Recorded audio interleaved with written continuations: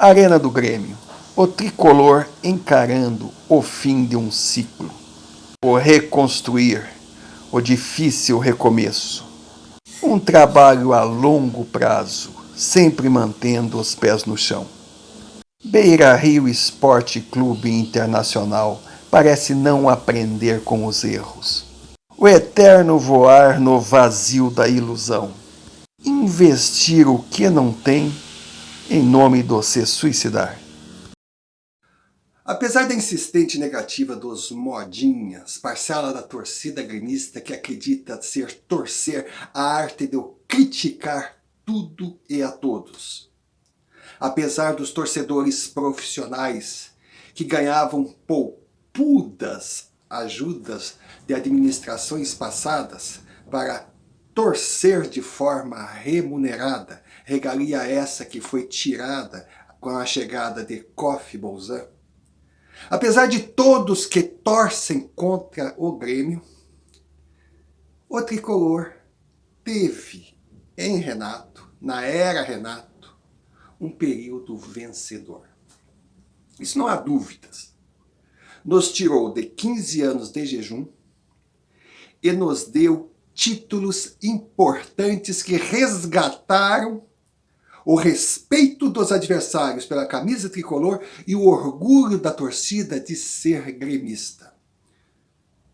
Não podemos esquecer nunca esse currículo de 2016 para cá. Libertadores da América, Recopa, Copa do Brasil e 3 gauchões. Se acham que é pouco? Comparem com o rival e vejam o que eles conquistaram nesses últimos anos, ou até mesmo compare com outros grandes clubes do país. Então, a era Renato foi vitoriosa, mas, como tudo na vida, teve o seu prazo de validade.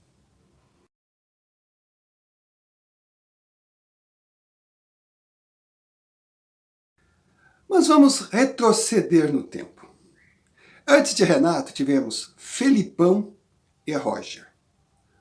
O Grêmio vivia aquela turbulência, aquela agonia de não conseguir dar uma volta olímpica e também estava dentro de uma dívida absurda que só iria aumentar depois que administrações anteriores à COF assinaram aquele contrato suicida com a OAS, uma aquisição de um novo estádio que o Grêmio jamais poderia pagar, estava acima de suas possibilidades.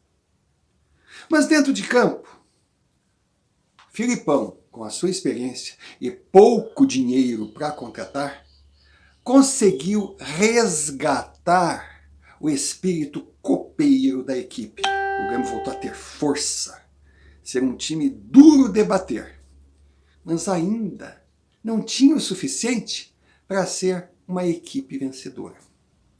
Roger assumiu. Deu continuidade à base construída por Felipão e colocou pitadas do novo futebol. O Grêmio começou a encher os olhos. Ainda oscilava grandes exibições contra algo medíocre, algo inexplicável. Mas a explicação dessa irregularidade vinha do vestiário. Roger mostrou conhecimento de futebol, mas ainda era muito novo. Perdeu o vestiário. Então, chegou Renato Portaluppi. De forma inteligente, ele manteve o realizado por Felipão e Roger e acertou uns pontos, detalhe aqui, um detalhe ali. Também chegou chegando como um treinador experiente e botou um cala-boca, aqui quem manda sou eu. De lá para cá, a coisa começou a melhorar. Em paralelo, Kofi e Bouzan arrumavam a vida do Grêmio fora das 4 linhas. Então vivemos aquele apogeu. Mas Renato errou em não saber a hora de sair. E com o tempo aconteceu o desgaste natural. E o time só fez cair.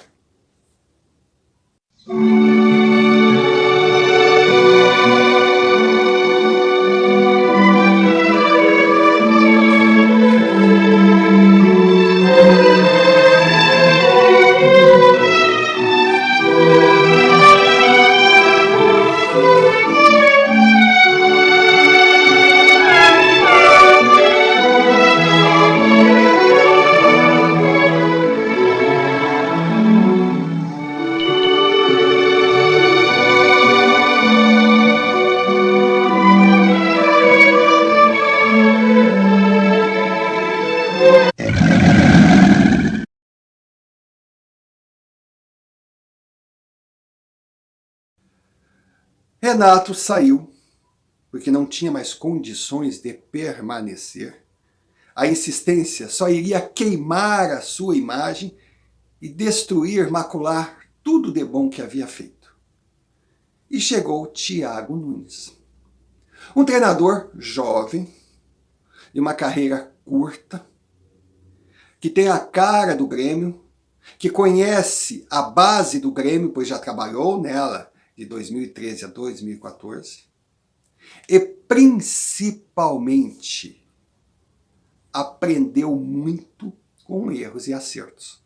Os acertos vieram no Atlético Paranaense, onde também pegou uma base montada, uma estrutura muito boa, porque o Furacão do Paraná é uma das equipes, é um dos clubes mais bem administrados do país, e levou o time a conquistas inimagináveis. A principal delas foi a Copa do Brasil dentro do Beira-Rio, numa decisão vitoriosa, onde os colorados encheram o estádio com a certeza de que em casa a gente decide. Thiago Nunes foi para o Corinthians e enfrentou algo totalmente diferente do que estava acostumado. Enquanto saiu de uma casa arrumada, pegou um Corinthians totalmente destruído. Um Corinthians que caiu junto com a Globo e a antiga administração do país, pois era nessas duas instituições que vinha a sua força financeira e política. Ambiente nos vestiários terrível, equipe limitada, pressão de todos os lados. Thiago Nunes sofreu. Sofreu, aprendeu e caiu. E agora ele trouxe essas feridas, essas cicatrizes para o Grêmio. E já chegou mostrando ser outro Thiago Nunes, mais cauteloso, prestando atenção, analisando o que está certo e o que está errado e conhecendo o terreno que está pisando. É um trabalho demorado. O bom senso exige tempo. Não pense os gremistas que é uma varinha mágica. Trocou de técnico, o time que não estava jogando nada irá voltar a impressionar. Não, muitas peças a serem trocadas. Um estilo de jogo a ser modificado. Uma nova filosofia. É uma reforma. Toda reforma é doída. Quem nunca fez reforma na sua casa? Ah, a casa está ruim, precisa ser reformada. Mas para reformar tem que quebrar muita coisa. Aí no meio da obra vê aquilo tudo quebrado, dá até saudade do que tinha. Mas se tiver paciência, depois que a reforma estiver pronta, irá dizer, poxa, valeu a pena. Então essa é a realidade do Grêmio. É a hora do recomeçar, do reconstruir. E o Grêmio está no caminho certo. Bolzan continua não fazendo loucura, continua administrando as finanças, porque clube falido não ganha nada. O Cruzeiro está aí como exemplo. Bolzan não cede a pressões daqueles que querem títulos a qualquer custo. Continua investindo na base. Pensa em trazer jogadores dentro do bolso do Grêmio e montar uma equipe melhor do que a que tem hoje, pelo menos mais competitiva. Se irá ganhar alguma coisa? Não se sabe, mas ele também nunca prometeu grandes conquistas. Quando ele chegou, ele disse que estava chegando para pagar títulos, não ganhar títulos, e já ganhou bastante. Então o Grêmio está no caminho certo, está se reconstruindo.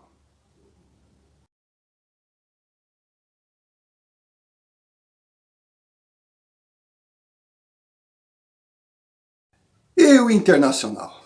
Bom, o Internacional parece não aprender com os próprios erros. Se formos voltar ao tempo, veremos o Colorado, lá por 2014, 2015, uma casa da mãe Joana. Negociatas inexplicáveis, escândalos com jogadores dopados, troca de treinadores, vivendo de um passado recente de vitórias, com um elenco envelhecido, uma dívida só aumentando. Aí em 2016, como pode, né? Que foi o ano da ascensão gremista, o Inter chegou no fundo do poço com Pífero. Os colorados apontam Pífero como principal responsável de tudo. Poxa, uma formiga só não é responsável pelo que acontece no formigueiro. Pífero só deu azar de estar na hora errada, no lugar errado, porque errou tanto quanto seus antecessores, mas a bomba explodiu na sua mão. Então o Inter caiu. Pífero saiu, entrou Medeiros, de onde se esperava muito. Ele viu o tamanho da dívida colorada e percebeu, opa, estamos na segunda divisão. O nosso objetivo agora em 2017 é promoção, voltar para a elite. Montou um time barato apenas para subir. Só que a torcida colorada, acostumada com conquistas recentes, queria título, queria vitória, queria ver o time goleando. Para eles era inadmissível ver o campeão de tudo sofrer para ganhar de uma luverdense dentro de casa. Aí começou a quebradeira. Era hora de Medeiros vir a público e dizer: Colorado, tenham paciência, nós estamos com sérios problemas financeiros. Vamos usar 2017 para arrumar a casa, para economizar. Aí em 2018, de volta à primeira divisão, a gente pensa em sonhos maiores. Mas não, ele não teve essa força. Cedeu à quebradeira. Não aguentou ver a torcida colorada depredando o estádio, depredando carros de jogadores. Não aguentou a pressão e voltou a gastar. Os primeiros contratados, Camilo, que vem do Botafogo, com, lógico, estampa de grandeza, porque se vem para o Colorado já vira craque. E a volta de Damião. Jogadores caros. Os gastos não pararam por aí, tanto que em 2017 Medeiros ganhou o título da pior administração entre todas as equipes de primeira e segunda divisão do Brasil, porque ele conseguiu a façanha de gastar mais que a soma dos gastos dos 3 outros que conseguiram subir para a Série A e mesmo assim não ganhou o título. Pois bem, veio 2018, aí começou o suicídio colorado. Porque ele prometera a volta olímpica, ele prometera títulos e continuou gastando acima do que o clube podia suportar. Tudo dentro do marketing. Começava o ano, Inter tem o melhor elenco, Inter tem a melhor estrutura, Inter tem o melhor treinador, Inter é favorito a tudo. No decorrer da temporada, nada, nada, nada, e no final, nada. O Horse Guarani, El Pingo Paraguaito del Sur, que se acostumou a morrer na praia. Pois é, mas todos esses gastos, toda essa euforia só fez aumentar a dívida. E no comando da equipe, Odair fez um bom trabalho. Lisca fez um bom trabalho. Mas estava tudo errado. Não é uma sequência de erros que vai trazer o acerto. Aí começaram com essa história dos gringos. Aí vem Kudê, o melhor treinador da América. Nossa, aí a coisa... Cudê logo mostrou que era apenas mais um gringo que queria usar um clube brasileiro como trampolim para a Europa. Chegou exigindo contratações, o Inter não conseguiu dar o que ele queria, ele passou a criticar a diretoria e o elenco, dizendo que o elenco era limitado. É assim que eles agem. Eles chegam e endividam o clube, ganham um grande elenco. Se conquistarem títulos, eles são os bambambãs. Se não vier a volta olímpica, arrumam um culpado. Cudê percebeu que no Colorado não alcançaria seu objetivo, abandonou o barco e foi treinar um time de segunda classe lá na Europa. Aí o que vem? O que vem? Vem o primeiro e o único acerto de Medeiros já no último suspiro do seu mandato, Abel.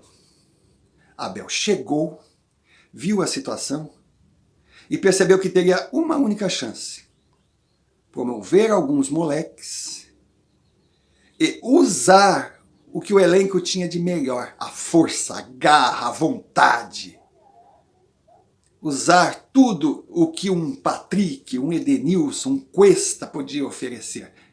E ao invés de fazer a loucura de tentar adaptar jogador a um novo estilo, não. Adaptou o estilo aos jogadores. Não era um futebol bonito? Não. Era futebol de balão para dentro da área, era futebol de, sabe, de sufoco, de correria. Certos momentos até meio varziano, mas era eficiente. E o Inter chegou num impressionante vice-campeonato brasileiro, algo que ninguém esperava. Se Cudê permanecesse, nem na Libertadores ele chegaria no ritmo que estava.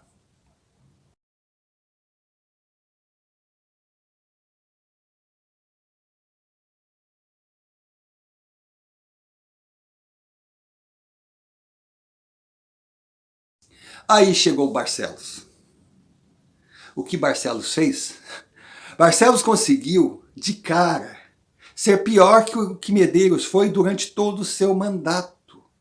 Destruiu a única herança positiva que recebera: o estilo de jogar de Abel, o Abel no comando. Demitiu o treinador e trouxe assim o fenômeno Miguel Ángel Ramírez. Aí eu pergunto, fenômeno aonde? Você conhece o currículo de Ramírez? Bom, se não conhece, olha aqui na descrição, lá embaixo. Tem um link. Clique naquele link e assiste aquele vídeo.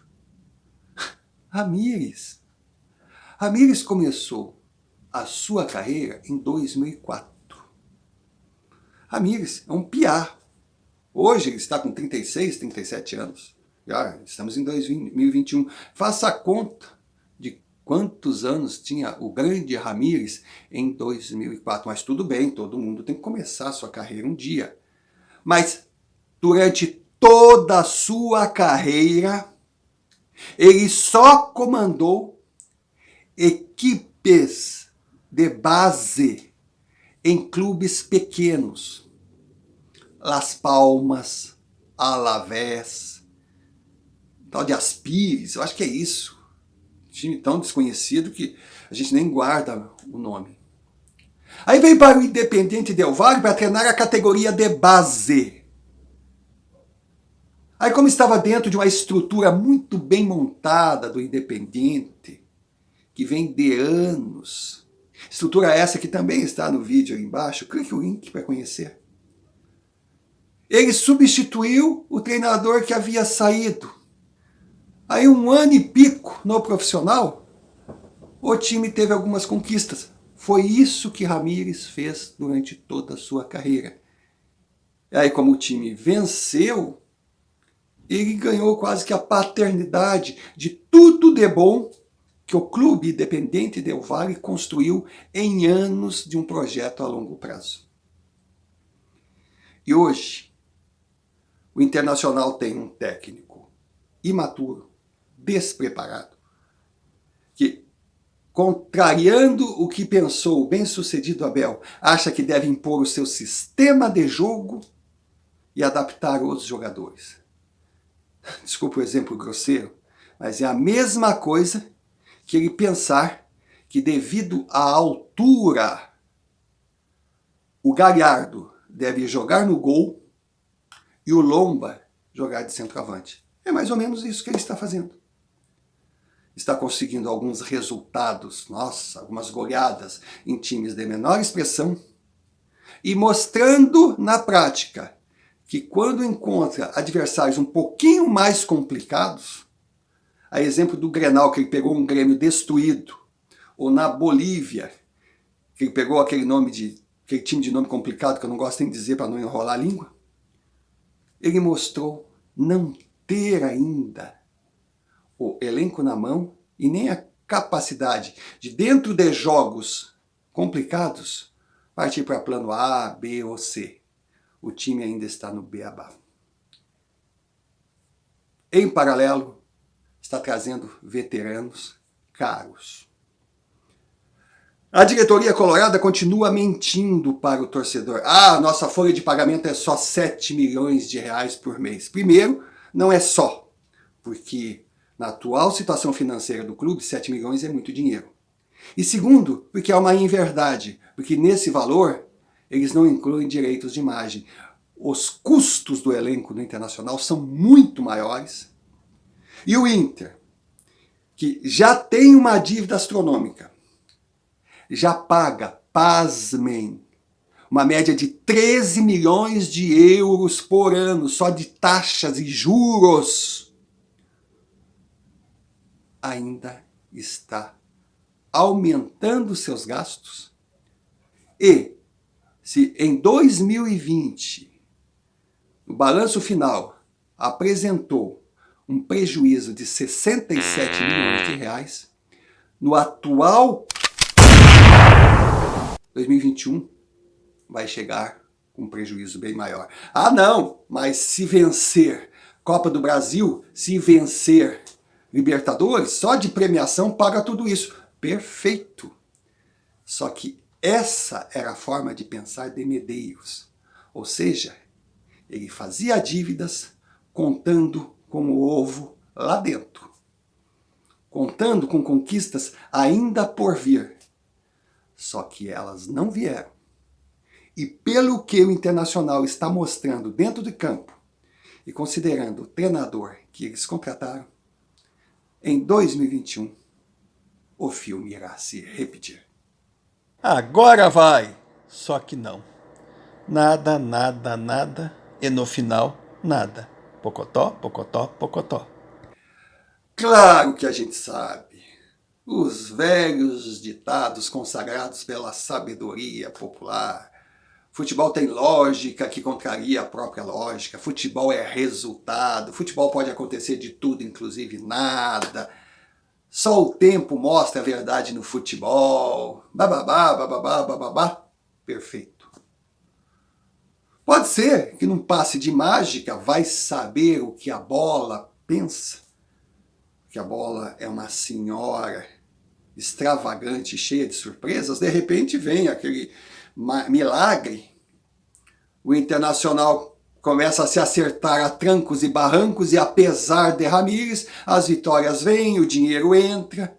Tudo dito aqui passa por previsão leviana. E de repente o Grêmio, apesar de toda a cautela, fazer a coisa com os pés no chão, com calma, pode dar tudo errado. Perfeito. Só que Sofá de Pobre está avisando. Milagres acontecem, mas nem sempre. Futebol é trabalho, é profissionalismo. Não é marketing, oba-oba, decisões impensadas ou gastos acima do que o clube pode suportar. Então, hoje, 27 de abril de 2021, Sofá de Pobre alerta. Barcelos está brincando com a paixão do seu torcedor, está iludindo os colorados, entrando num oba-oba, numa aventura sem medir as consequências. É uma carreta descendo serra, carregada, sem freio, em velocidade alta com a curva chegando. Pode ser até que de uma forma inexplicável consiga vencer esse obstáculo. Mas dentro do que a gente entende de futebol, fica o recado. Gremistas, tenham paciência. Modinhas, parem de criticar tudo. Torcedores profissionais, tentem gostar um pouquinho mais do Grêmio e menos do bolso de vocês. Deem tempo ao tempo que algo de bom virá. Colorados, parem com essa euforia. Os tempos do Inter imbatível, time de chegada, aquela geração gloriosa, já passou. Coloquem os pés no chão e passem a prestar atenção na administração do Inter, que da forma que está, cruzeirar é, sem dúvida alguma, um destino irreversível. E não havendo nada mais a tratar, eu, Romário Oliveira, lavrei o presente vídeo que será assinado por mim e pela história. Assunto encerrado e ponto final.